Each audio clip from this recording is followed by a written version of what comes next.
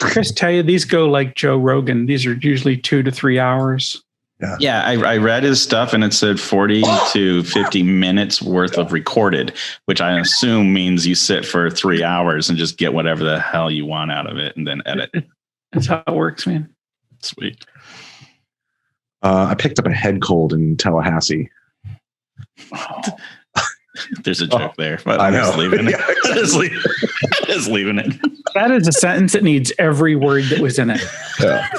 Among other things I picked up. I love that the worst part of it was Tallahassee. I know. That's what made it seem speedy. Okay, so I sent out a doc. Did it make sense? Do we want to adjust? Is there anything there? Where were you when you took these pictures anyway? Which pictures? What are you talking about? In the doc. These pictures of you. These are you, right? I mean, they're so close up. It's hard to. Oh, whoa. Sorry. Wrong doc. I was like, Interestingly, also shaven. So that's, that's. Hey, I don't feel safe right now. Is there like a safe word I should be using in the middle of this? Yeah. Or Antwerp. like Antwerp is the word. Or Lockhart, yeah. No, Lockhart's not the same. I don't think that's a safe word. That's more of an encouragement word. I literally have nothing else to do today. I have to drive to Tampa at 5 p.m. So if you guys want to go until we run out of disk space on Zoom, we can do that. Yeah, we could definitely do that. Okay. What Phil, what was that? Was that your grand entrance? yeah, how about that? Exactly. I was like, Hey. that's it. Hey, everybody. Phil's here. Fair enough. That was great. Do that again. Yeah, that was fancy. Oh my God. Oh, he's got a GIF. Well, if you're interested in that, I can also dive into our experiences with his innovation initiative, which I think was a glorious failure. The whole Let's idea. not mention the client name, but yeah. Never paid me. I just walked through the door and was hanging out with the guys. So I'm like, you write a check, I'll not talk about you. That was my strategy in high school as well. You're going to edit this, right?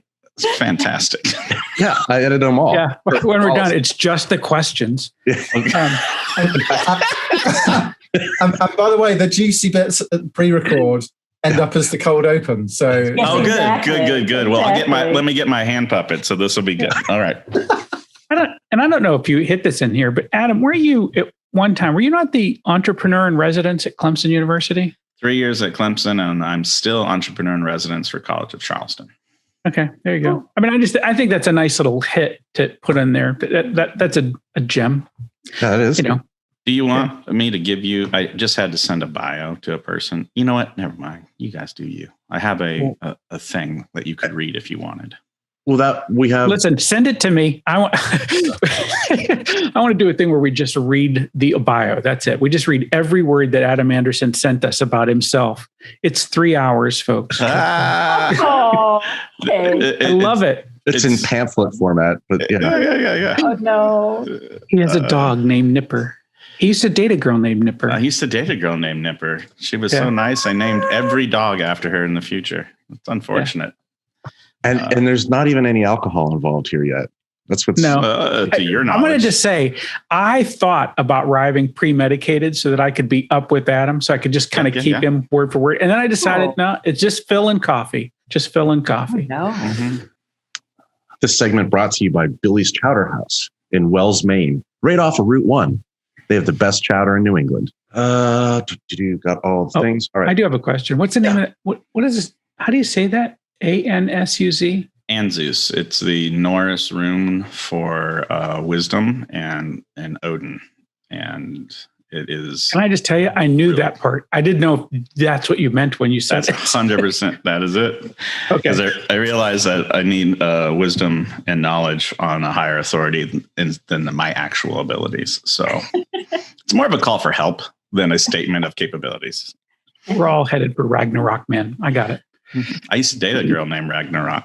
Phil. Of course you did. Of course you did. Okay. We're going to stop that, by the way. I mean, it will get old. I mean, not right now, but not in our lifetime. Not as long as we have kids to complain. All right. I'm sorry. At least do the intro. It's your show, brother. Have at it. We have till 5 p.m. Will we get to do a recording or something? I thought we were just sort of having a 4 chat. hours. It's Joe Rogan.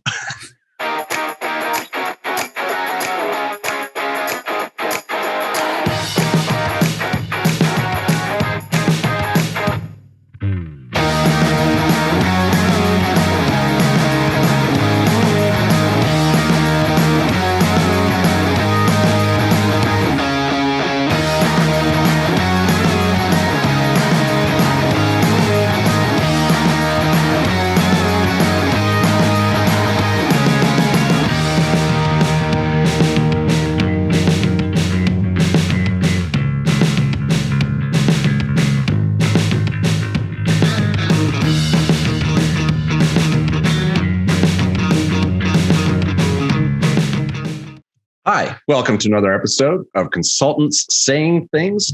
I'm Chris Lockhart, joined today by Phil Yanoff, Wendy Keene, Oliver Crunk, and special guest Adam Anderson.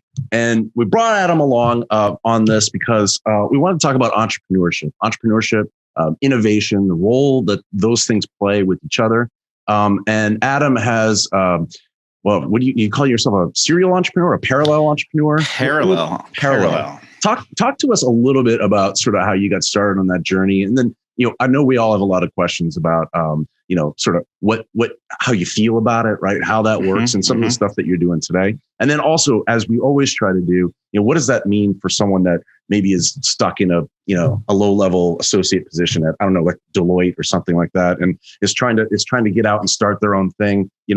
We have some takeaways for those folks. But let's get started, Adam.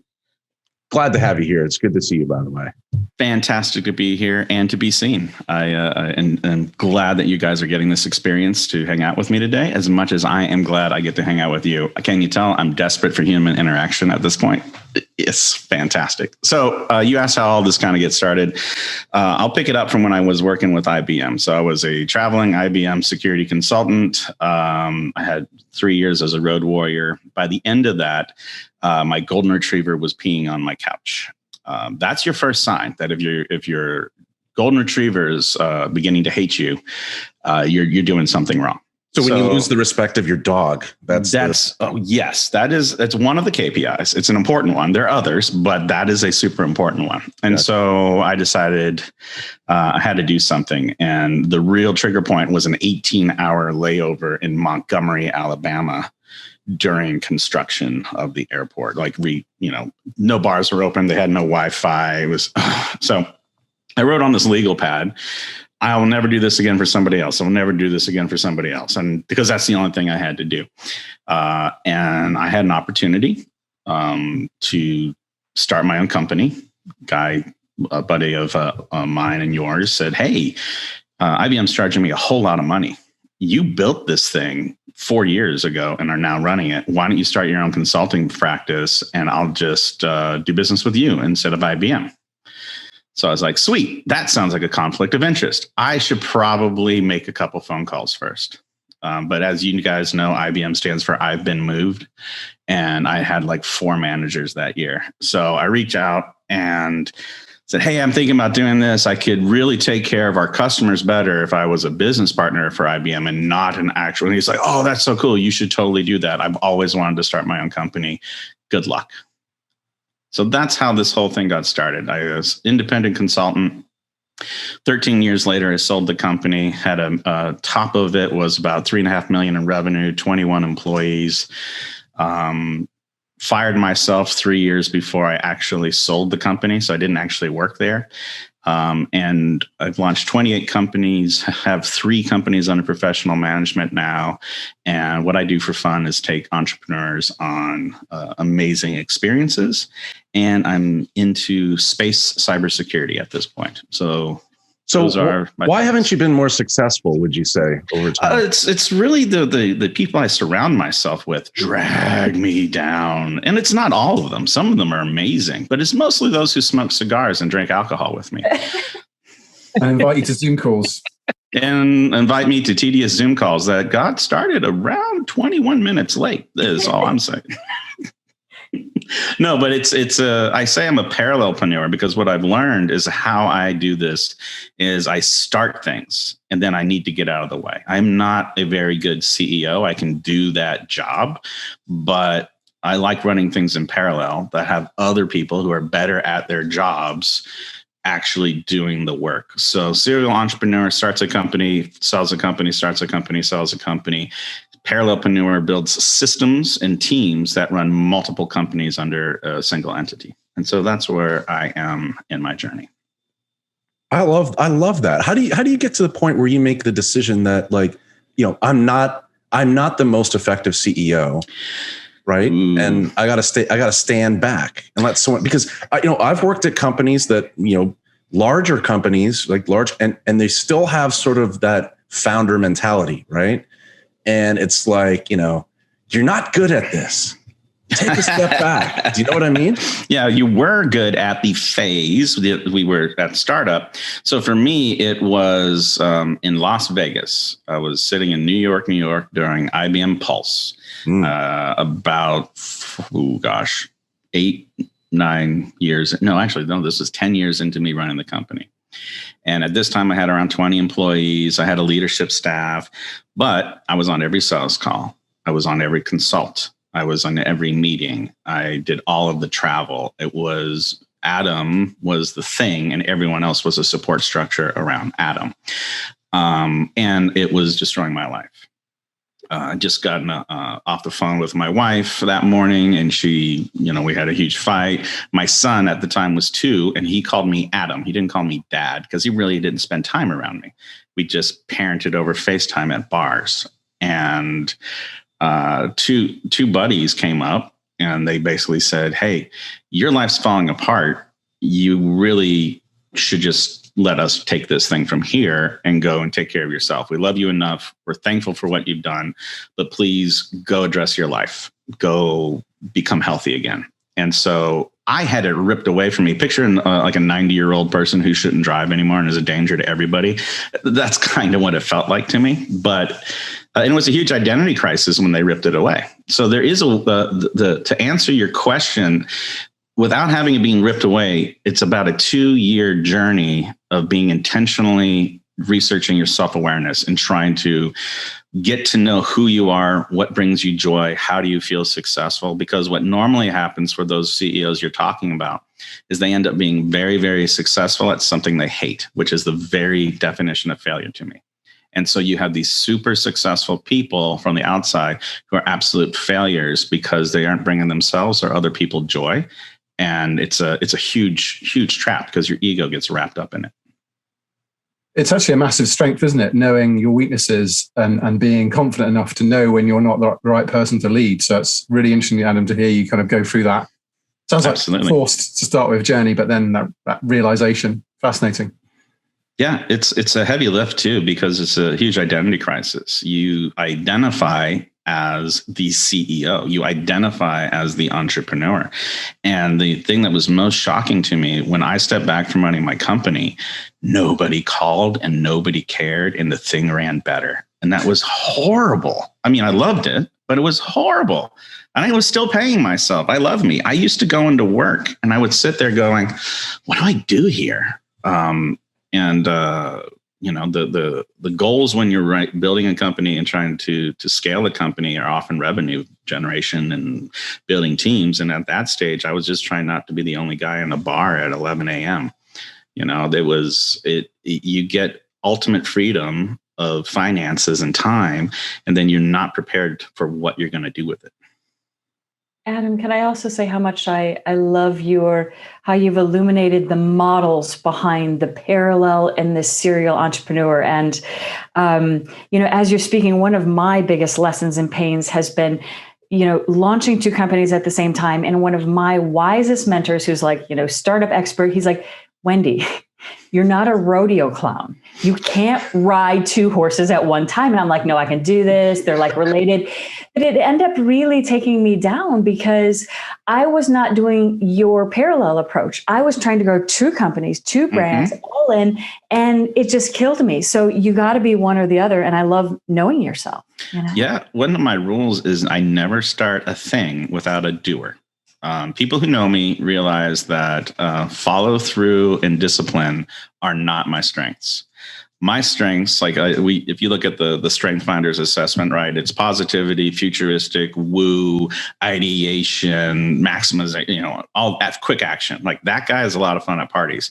But if you're counting on him to be a partner in raising your kids, or to actually run a business where people are being taken care of, you probably want an adult in the room, right? Because I get things started, I whoop people up. It's a great idea. We're all going to Florida, not Tallahassee, someplace better. And so I don't do it. I don't start a company or an organization or a movement without somebody who is an integrator type role, who is obsessed with project plans and attention to detail and loves to just do all the minutia that I hate. And without that partner, no matter how good the idea is or how excited I am about it, it's in a holding pattern until we find that guy. I'll give you a quick example. One of the projects I'm trying to do right now is demonstrate commerce in space. And what we decided to do was launch a contest to have universities be the first to send a moonshine distillery to the moon.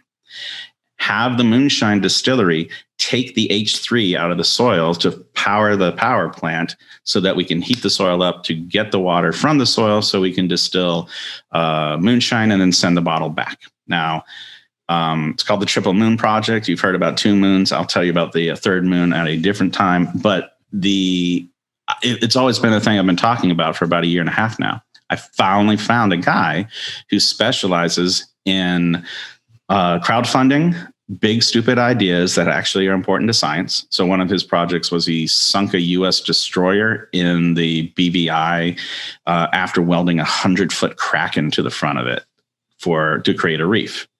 And so this was a fun idea that I love talking about until I met the right person who's like, oh, I have a track record. I have authority in the space. I know I can raise $50 million and I know how to move this thing forward better than you do. Please stick around to provide energy and vision, but also get out of my way.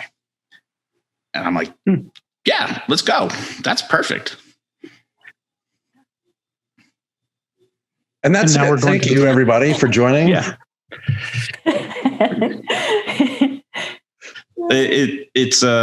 I think that those kind of conversations are the heart of innovation. Like when you have the freedom of entrepreneurship, you can approach any kind of problem and think about it from ways that most folks don't have permission for.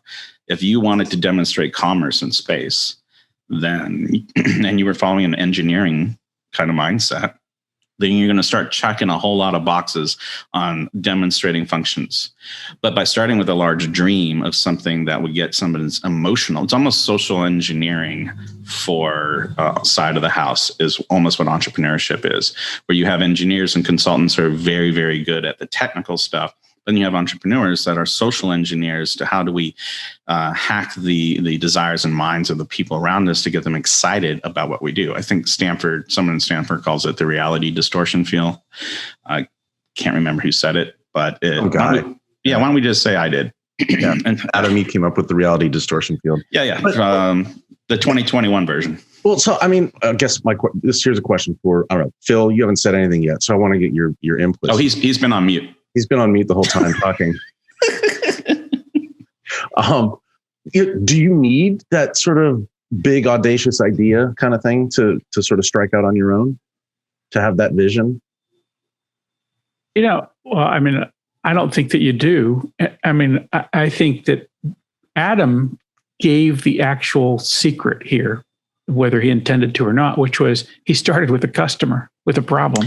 That's it. A high quality customer with a high quality problem. That was really the key element for that. And I kind of wanted to, I think we're in this interesting spot, but I wanted to, as a proxy for the audience here, kind of lean Adam back into the beginning. I mean, Adam, I know that, this is how you started. This makes all the sense in the world to me. Some people want to make this journey, but I think they're thinking about the wrong things. I think a lot of times they're thinking about, what's my logo going to be? What's my tagline? How are we going to market? And they're like, no, man, who's going to pay you? That is the thing you want to figure out. But I'm curious about what other things you think, I mean, what you need. What other things do you see as you talk to folks that they're kind of missing to make that jump out of working for someone else in a consulting business to going off and creating a thing of their own, whether it's a consulting practice or something else? Yeah, so you are 100% right. I forgot to invoice over $70,000 in the first 2 months of me with my business because I didn't know how to run a business. What I knew how to do was provide the service that I was an expert at and make the customer happy enough that they forgave me for all my mistakes.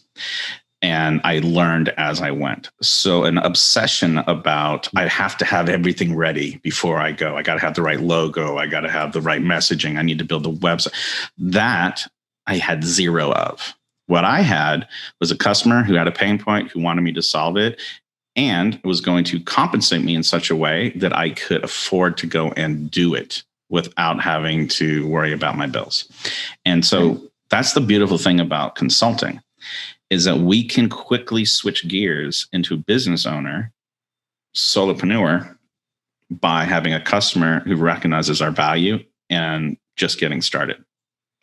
So, yeah, and I don't know, Oliver, I think you may have experienced this too, right? Like some of the, depending on the firm, obviously, but when you get into a certain point, right, this whole thing about like, I know how to sit in a room with a bunch of clients at company X and have a discussion about, what we should do. You've got a human capital problem. We need to fire up some initiatives around XYZ. Well, how do you do that? Glad you asked. That's why I've got Bob over here, and Bob's going to talk about like X because I just went as far as I can go with that. Do you know what I mean? Right. And that I think the teams are structured that way, right? You get your director, you get your manager, you get your associates and analysts, and everyone plays like a role, a function, a purpose. And then you get the senior partner that comes in and like shits all over everything, right? And then leaves. Like that's his role, right? But you get my point, which is like those roles are specific, and there's all those kind of cogs kind of. There's a point at which the leader of the team that's delivering the work says, "I don't know. I got to step back because I don't know anything more about this. I need my people on this thing." And it's an interesting one because actually, if you look at the big four, they look from the outside like a big shiny brand, right? But actually, when you go and work for one, you find out actually there are lots of little micro businesses. They're like a franchise model, really, underneath the same sort of brand logo. And there's actually quite a lot of competition, in fact, even within these firms. And there's a lot of innovation, but there is also that kind of corporate, I suppose, safety net that when one part of the business isn't doing well, other parts kind of balance things out. So, it's a really interesting kind of, and we've touched on this sort of stuff before, right? Around kind of the mindset of consultancies, but it is very different. And there is this sort of safety net, as I say. And I think we're talking about kind of the ease in which it is to kind of jump out and do consulting. I think what's interesting now with the rise of sort of software eating everything is the ability to kind of come in with an idea and go, I'm going to test this with the market. Okay, let's run with this. Big four firm, and the big four firm goes, well, no, because what you're talking about doesn't fit neatly within our catalog of services, and you want to do something in retail or you want to do something with consumers. That genuinely, I saw some amazing ideas, but because they didn't neatly fit within, I don't know, financial services or retail analytics or whatever the buckets were, these ideas just didn't go anywhere. And instead, people either got very frustrated and then went back to their day job, or people did sort of disappear quietly and go and do something very successfully. So I can see why people would get frustrated in the big firms and go, do you know what? I've had enough of the machine, or no one's listening to me about how we can just create a data asset here, or we can create an API-based business here, or whatever. Because or I'm stuck in Montgomery, Alabama for 16 hours. Yeah, no, absolutely. There's a whole range of reasons, right? Yeah. But I guess the point I'm making is the leap to a kind of consulting organization, and I've seen quite a few people do it, maybe get to the director level and go, partner's not for me, so I'm going to go and start my own thing. There are, of course, that road is one that needs to be carefully trod. And Adam raised an interesting point earlier about I better go and check whether this is a conflict, right? Because I think there are quite a few, perhaps younger folks I've seen who've gone, do you know what, I can just do this. And I'm like, you might want to check your contract. Yep. Well, and the thing that's interesting is that there's nothing wrong with what you said, meaning that in order for a large Help me out. Anyone? Bureaucratic. Those. Thank you very much. Those words. You really did a good job, guys. Thanks for helping. You should be consultants. Yeah. How much did that cost, I wonder? Anyway, $200. so yeah, that's about right. Market rate, euros. Yeah. Okay. So these big bureaucratic organizations cannot afford to change their systems. The only way these large organizations can survive is if they have predictability, because executives and C-suites manage systems that are running processes that employees execute on. And so it's very difficult to move up that channel and try to build, because for it to be worthwhile to these large organizations, they have to build a whole new system, right? So this is why it's really, really important for folks to be able to break out of those systems, be innovative on their own, and then bring the stuff back and say, hey, look, you can't do this because your organization is too complex. I'm going to go do this, and then I'm going to subcontract through to you. And that's actually one of the things that we did, is we were able to leave IBM, create professional services and product offerings that they couldn't. And then we would just simply turn right back around and subcontract to IBM. It's interesting. I've seen something similar where someone's exit strategy was to be bought by a big four consultancy, maybe the one that they left, or they won't choose it. It could be another one. But because it's exactly to your point, they could do things and be agile and be disruptive and take risks that the big firm just couldn't do. So yeah, no, I totally have seen that myself. Well, let's pump the brakes real quick, because I want to make sure everybody hears this deeply in their soul. They're not going to buy you. I very, very rarely. It's like saying my exit strategy is to win the lottery. The number of consulting firms that go out and they build with the idea that mothership's going to purchase them. If your company isn't going to move them up in Gartner, it's very, very unlikely they're going to be purchasing your company, right? Because it is so much easier for them to just wait a little bit, because they're not hurting for cash. Your big innovation is important to you and important to your customers, but these large consulting firms, they don't need that money. And so it's much more valuable for them to wait 3 years and have somebody create software and then buy something like that. So I thought IBM was going to buy us, and it turns out IBM became my number one competitor.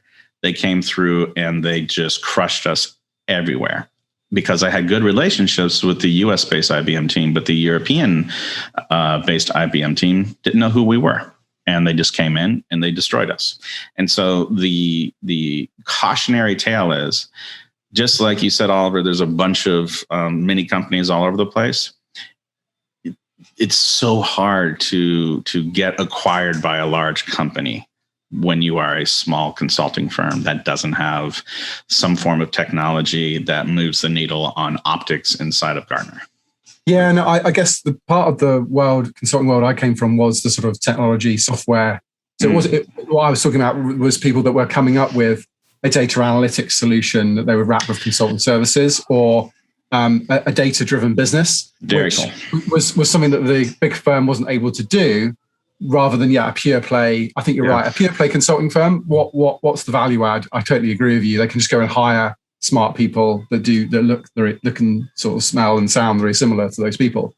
But there's also the other thing there, though, Oliver, is back to the point that you made is let's say you come up with the cool data analytics platform. You've got Snowflake, reading crap from SAP and pushing it out to Tableau, and it's wonderful and it's cool. Look at I'll just pick on Deloitte again. You come from Deloitte, and Deloitte didn't want to do that to begin with. So why do they care that you've got that capability? Because it still doesn't fit in their catalog of services and service offerings, right? Yeah, it's a hard one. I mean, I think the most successful ones I saw were the ones that weren't using just off the shelf stuff. They were building machine learning models, or they were doing something clever with data aggregation or collection. They weren't, you're right, because equally that someone can just go and get some grads to go and build something on an analytics platform. It's I had seen it once or twice where there was a particular client, right, that big company wanted, right, and it's like, well, how do we land 100 people there and try to drum up business and force these other guys out? No, because those two guys are best friends. That's why they hired that guy. You know what? Let's just buy the firm and we just gain our entrance that way. Buy the business. You know what I mean? Yeah. I don't know. Customer acquisition through mergers and acquisition. Absolutely right. That's right. No, so Wendy, oh, sorry, Phil, you were going to say something? No, he was just agreeing. Good. Wendy, on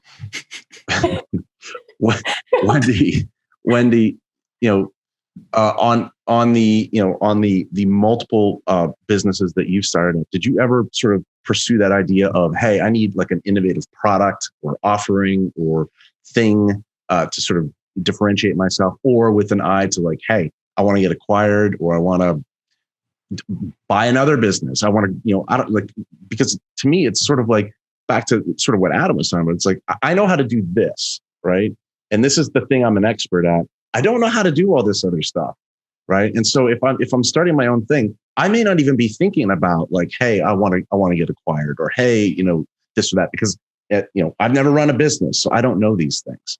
I'm curious about your experience with that, because I know you've done a couple of these things. Yeah, definitely. And, the last company I was at was running a pretty large consulting practice. Everything on the surface looked fantastic and great. And people thought I was super duper crazy to leave and start again. But I actually accidentally got hired by that company for 12 years because I really never meant to be an employee, right? It's kind of in my DNA. But interestingly enough, I think if we look across the spectrum, of course, there are different reasons why people want to work for themselves or start a company. I think in the consulting space, some people want to do it for lifestyle because I'm good at this. And you know what? I just want to get off the road and just pick my clients and just kind of do what I love, right? So there's some people even come out of non-consulting roles, of course, right? Maybe they were an executive and then now they're going to do that. But then I think some people are the creators and innovators and inventors. And that's the side that really excites me. I like, Adam, your social engineering idea, right? The ability to change the world or make the world better or meet demand through the structure of business, which I think is unbelievably powerful. So for me, when I went from my, running my big team to 2 companies, my motivations were actually a little bit of both. At a more minor level, one was lifestyle, because at the time I was doing a lot of pro bono. I was actually spending 3 months in Africa a year, which got really weird when I was on, bad internet and like doing bonuses and like always, it just becomes strange. So one was a very deliberate choice that was super important to me. But the second was to the heart of your question, Chris. I really wanted to innovate and create.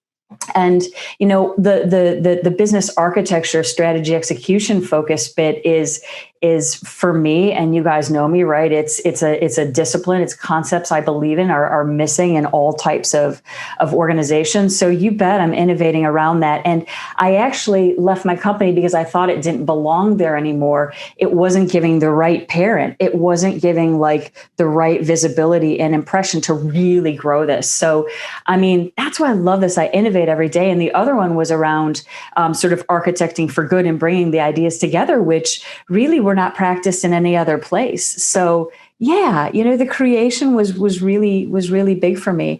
And the innovation is what drives me every day too.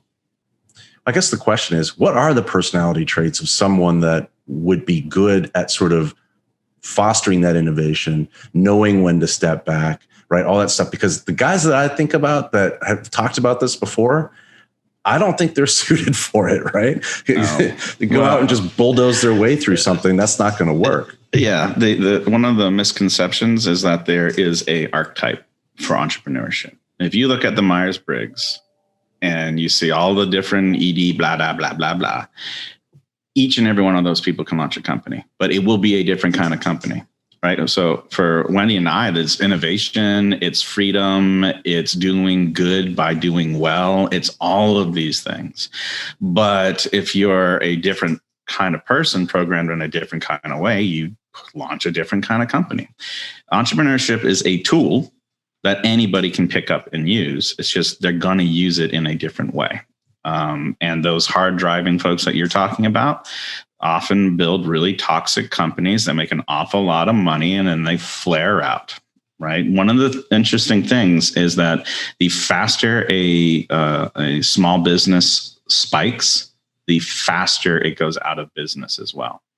The data is showing us that if you are really good at team building, if you're really good at getting the thing slowly growing and being safe along the way, that you build long-term value.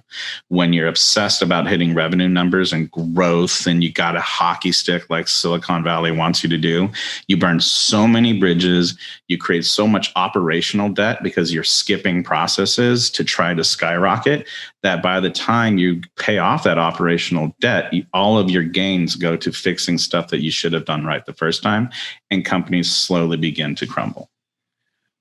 I've seen that. I know I have clients that are going through that reckoning, right? Where it's like, hey, we didn't need to do that because look, it got us to where we are. It's like, yeah, but you can't go any further. Yep. Right. How you're not gonna do. So wait, so Wendy, does that mean maybe like, women are typically better at collaboration? Does that mean women are better entrepreneurs? Are you trying to bait me? I think he's trying to pick a fight. I think he's picking a fight. I don't get baited well on this because I think people are people, and no, I don't think that's true, but I do think this is true. We're 50% of the population, and being able to, facilitate and foster women in entrepreneurship puts those brains and problems, thinking about things in a different way.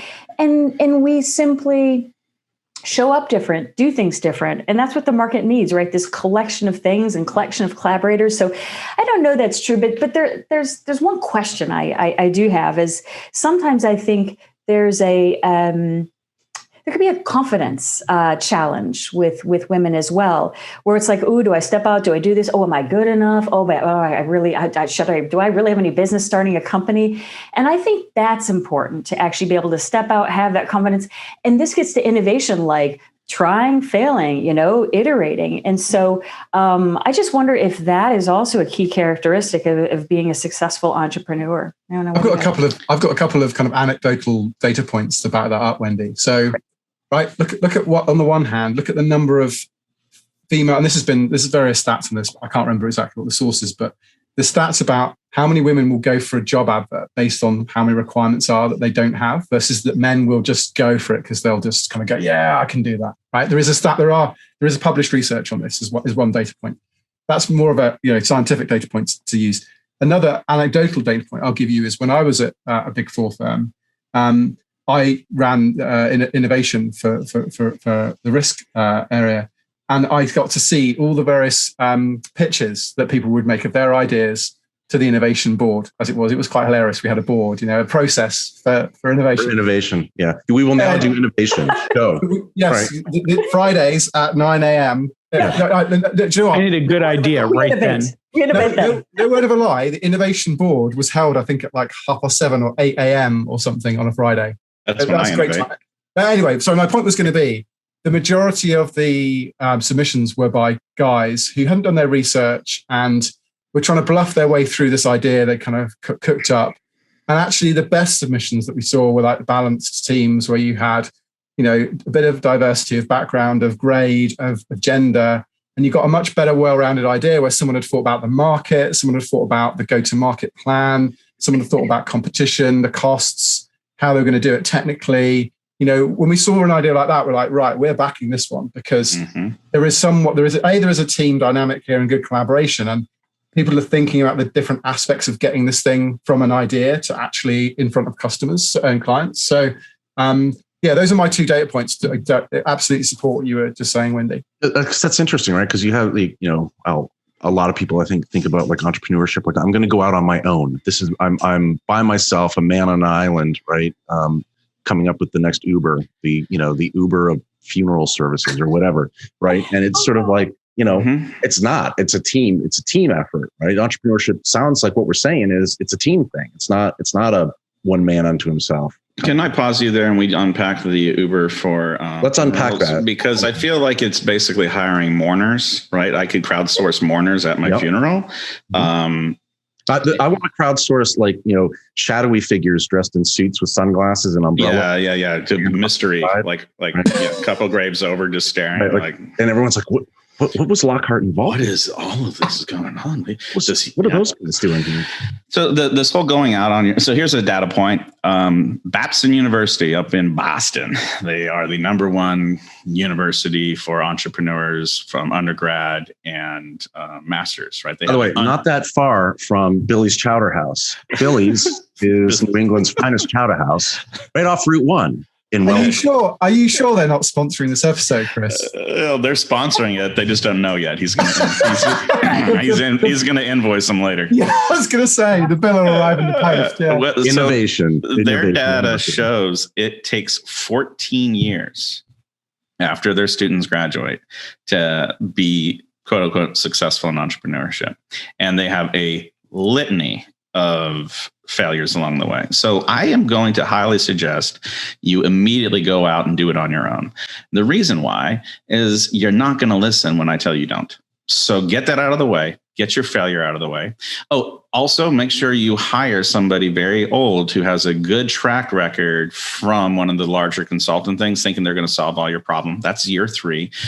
This is the thing, is that there's certain lessons and there's certain things that you have to do that you just can't learn until you go out and do. So ironically, in my role as entrepreneur in residence at some of these universities, my coaching to these students who are trying to launch businesses is ask for your money back for your MBA and go start a business. Because I simply cannot teach you this stuff without you emotionally arriving to where you're ready to learn. Yeah, I completely agree with you. I touched on that in a chapter in my book, The People Problem, available on Amazon.com, which was effectively about how MBAs are worthless. There it is. There's a copy. Oliver got his first. Mine's on the shelf back there. There is this. I got the ebook. Sorry. Yeah, the ebook. I'll sign it. I used to date a girl named Kendall. All right, you did. Named your dog after. Chris, were you saying something important, or should we move on?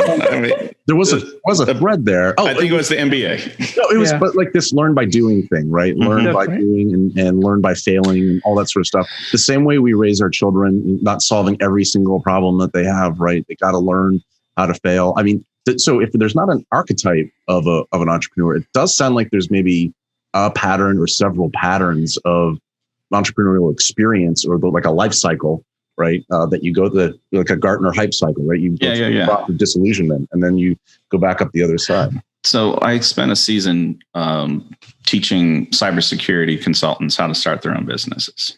And my very first thing that I told them to do is, whatever you do not quit your day job.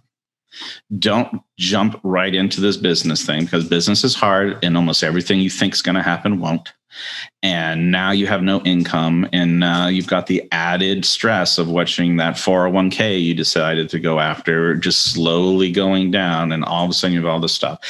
My suggestion to these folks, if you're going to go out and start your own company, keep your day job. Cut back on binge watching whatever that show is, and spend 30 minutes 3 times a week at night working on your side hustle until you land that consulting gig or that business that will grant you the ability to safely transition from cash flow to cash flow. Because this whole, and you can do that as an army of one. You can do that independent. You're going to be able to do that. And it might take 6 months, but it usually happens much quicker than we think it will, because all it is just doing the work and exploring. And there's, but going solo is just so terrifying. It is so draining. How did it make you feel? Going solo? Yeah. On the surface, I felt like a really big deal. I was like, yeah. You looked the part, I must say. And back to Oliver's point about how we smell. I smelled like a big deal. Right? Yeah, I know. I was around you. I strutted. I even bought a very fancy scarf that I would wear every once in a while. But inside, it was chaos. But I was so busy that it was hustle every single day.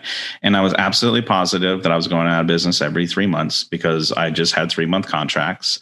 And I just kept showing up and hustling. And I was like, well, and in my head, what I was saying is, I don't have anything to lose. I'm young enough. Worst case scenario, this thing all goes south. I go get another job, but I might as well play with this toy while I have it. And then it just kept going. And then for 13 years, I didn't get fired, right? And then until I fired myself. So it was even 10 years into it, the idea of, are we going to be in business in the next 6 months? It was always there. And there's so many things I would have done different, and I have done different. So that was my first company.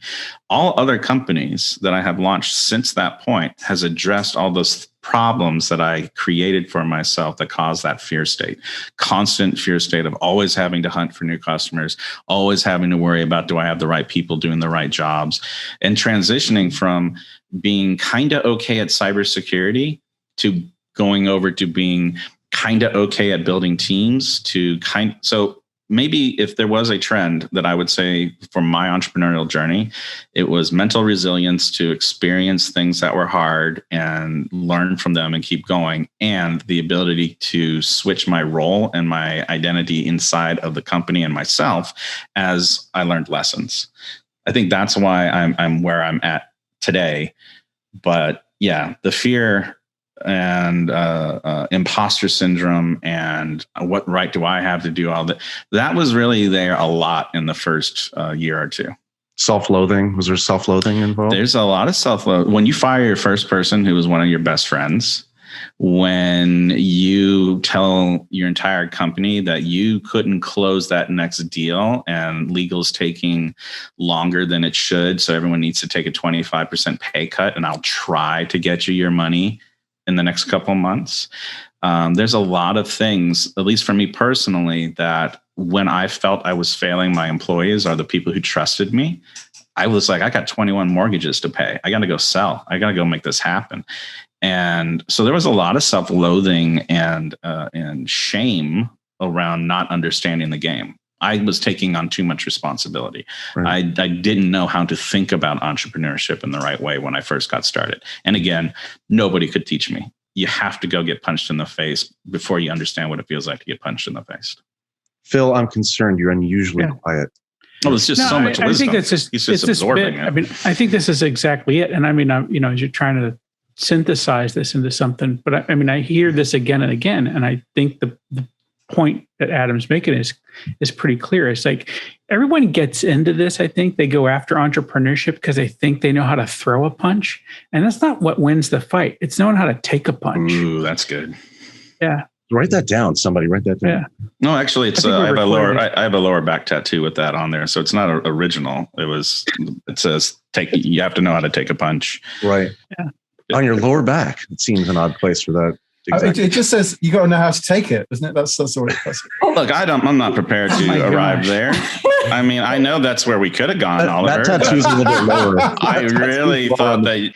Adam said you got to have the mental resilience, and then he went on to that bit. And I think it's resilience at every level, right? I mean, you have to be able to survive for the next fight. And I'm not saying that survival is enough, but to realize that the obstacle is part of this, right? And it's like, okay, I'm gonna have to get around that bit, or there's some things I just can't plan for, and we're gonna take a whack.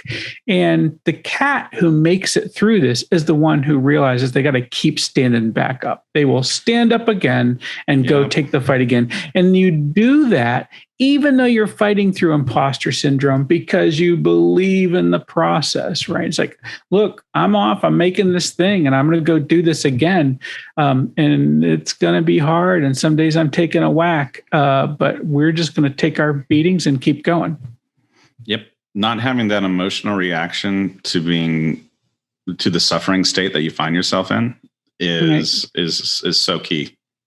We all have this initial flush of emotion to that. I mean, I don't know any people who don't, right? But you got to, and then you just say, okay, that's that way I feel, but I got to get up and do this again. And then you just get up and do it and realize this is my job.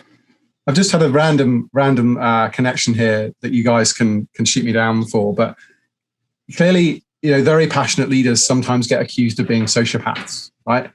They're kind of disconnected sometimes emotionally. And I'm just wondering whether the process of constantly swimming against the stream and having to not care about what other people think, but they think you're going to fail, and constantly kind of pushing forward, means you lose some of that connection with, you have to push past those feelings. And, perhaps that leads you to disconnect from, that softer side. What do you think about that, Adam? So I have become much more intentional with who I let into my inner circle, which is why Chris and Phil and I don't hang out much anymore. Right.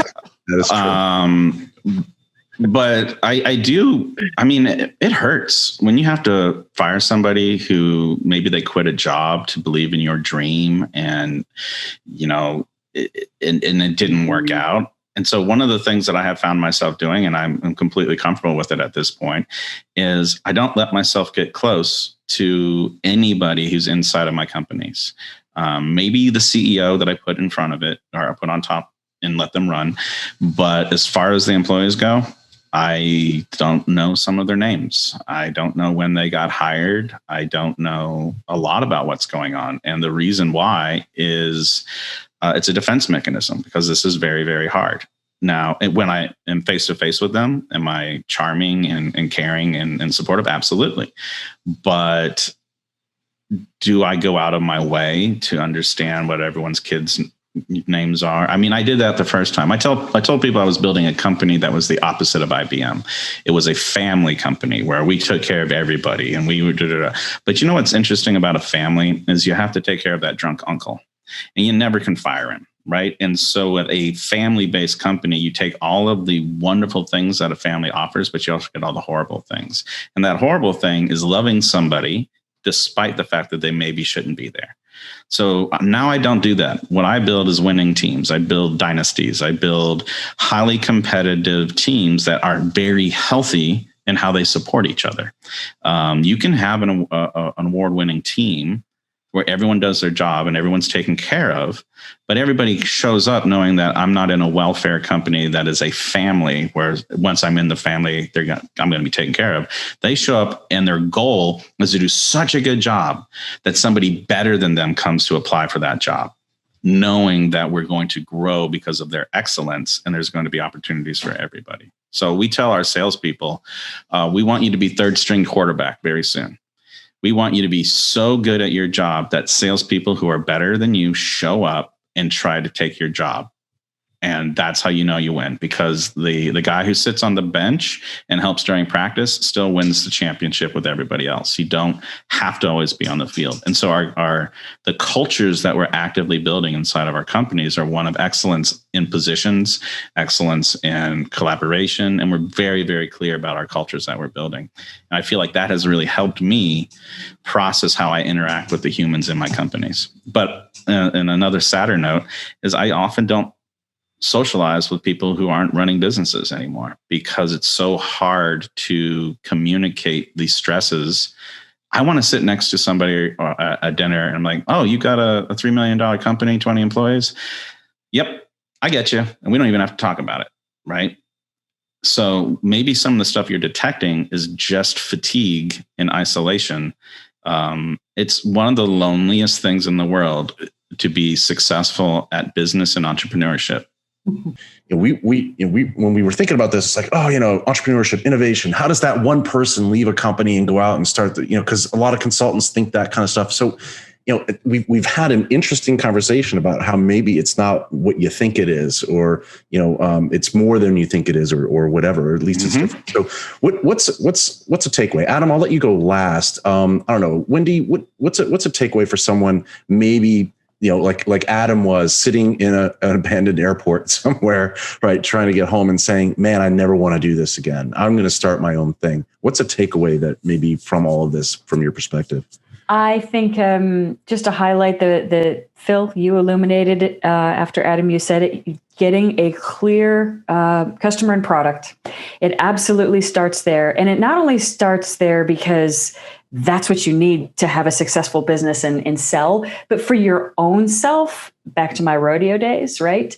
A flashlight is going to do a lot more than 1,000 candles. And so when you're focused, it will really rally you and your resources and everything that will come your way. And I think there's a matter of, do what you love. That might sound really convenient for some people that maybe are thinking about the tactical, behind this, but you are going to spend, just listening to this conversation, you're going to spend a lot of your life doing this. So do something you love. And at least in the case of my failed business as well, I knew going into that I couldn't fail. It wasn't possible, because even if I didn't make a lot of money, which I didn't, I helped a lot of people and I loved it. And it birthed all sorts of other initiatives. So do what you love and be really specific about what you're going to do. I guess my takeaway was going to be, I think I've had moments in my career where I've been a more successful entrepreneur, which is something we haven't really talked about, right? And I have a bit of a love-hate relationship with the phrase, because it feels like someone's sort of made up to kind of fit a situation. But the point is, sometimes it's not always possible for everyone to break out on their own. Not everyone has that ability. But is there a way to kind of shape your career and navigate the firm you're in by having great ideas and great execution of those ideas? Because in some instances, it's not that easy to go and break away. There are contractual clauses sometimes that say that that's going to be very difficult. Intellectual property ownership rights can sometimes get challenged. But the other aspect I was going to say is also, a lot of consultants think, yeah, let's just create a consulting business. No, actually, think about how you might be able to use the data or do something really wacky and innovative that the firm you're in now just isn't. It's too risk averse to do, as I touched on earlier. Can you kind of come at the problem in a new, cool, exciting way that saves the customer a lot of money, and you can do more easily because you can leverage the power of the cloud and technology, and you can scale that way rather than scaling with man hours. So those would be my two sort of takeaways. Either think about internal innovation, as well as can you innovate differently when you're thinking about starting out on your own as a consultant. We talked about resilience, but I wanted to give you a slightly different framework for it. And I think this is something, again, where Adam was headed to, but it maybe didn't use exactly these words. And I had a friend, he and I would go out, and he flew model airplanes a lot. And he always said, you want to fly 3 mistakes high. And his point was, you want to be able to make a mistake and then maybe make another one, and maybe even make a third one, and still recover without crashing the plane. And his whole point was being, you want to be 3 mistakes high at any given point. But I think it's that bit about resilience, right? And so, in this conversation, one of the things we found out was that not everything's going to turn out the way you wanted it to. As Adam has well pointed out, you are going to feel alone much of this time. And if you want to figure out whether you're the person that can do this or not, you have to understand, how are you going to respond when things get tough? Because they will definitely get tough. And if you can look yourself in the eye and say, I will, doesn't matter how ugly it gets, I'm just going to stand back up and take the next step, you might be the right cat for this. Yeah. My sort of thought on this was, because I've heard for years people, my peers and, other folks I've worked with in firms say like, oh, let's just do our own thing. Let's go out. Let's get, let's take this whole practice and we'll convince everyone to leave, and we'll all go out. And it's sort of like, and do what? The same thing? Because the firm we're going to leave, they do that. Like what's the thought process here, right? In other words, right.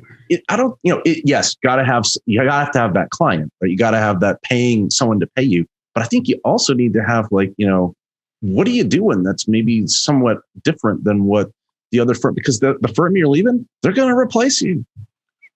Right. It's like they can find those people. So I think it's you got to be really thinking this through. It's like, if you're just going to go do the same thing, that's probably not enough, right? I think, and like Adam pointed out, right, and pivoted through like a couple of different things and over time. So that was sort of something that I was thinking about. I don't know, Adam, last final word. What are your thoughts for those out there listening? I think my final thoughts are, people need to continue listening to you guys. You really, honestly, putting tongue in cheek and humor aside, you guys are amazing. This has been a whole lot of fun. The thing is we've talked a lot about how scary this is. Still do it. It's tough, but you know what? Go do hard things and get the rewards. Before you jump into that, work on emotional intelligence and self-awareness. You can do this in a lot of different ways. My dream for you is to do it in a way that is the least painful possible, and knowing who you are and spending 6 months of self-exploration of why you do things. Take all the personality assessments, find a mentor, really talk to somebody who's done the thing that you are trying to do, and have them in your life if at all possible. possible. And then finally, a quick takeaway here is, how do you actually do the market research to get your first 10 customers? And it's called a problem solution interview. What you do is you call 100 people. Now I say 100 people, usually people call 10. Call 100 people who are your target market and say, I think your top 3 problems are A, B, C. Am I right? How would you rank them? What did I lose? And by the way, I'm going to give you a report at the end of me talking to 100 people. This is what your peers are thinking the biggest problems are. So you're doing a value exchange. You're going to create a report. You give it to them. Now you're going research based. Then when you come back and you share that report, you say 90% of the people I talked to said A was their number one problem. I think this solution is the right answer.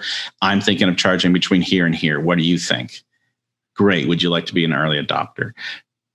Math's on your side. You get your first couple of customers for doing that. And that is a multi-month process where you can be doing self-awareness, emotional intelligence work, and having amazing customer conversations. Give yourself time. If you're in an emergency, don't start a company. Get another job. If you are comfortable and you feel stable, start a company. Give yourself 6 months to a year. Listen, appreciate everyone's time. Phil Yanoff, Wendy Keene, Oliver Cronk, Adam, thank you. Very glad to see you. I'm Chris Lockhart. Thank everybody. Thanks everyone for watching. Don't forget to like and subscribe. I always get this wrong. I think it's over here. Push this button, like and subscribe. We'll see everyone next time. Thanks. Cheers.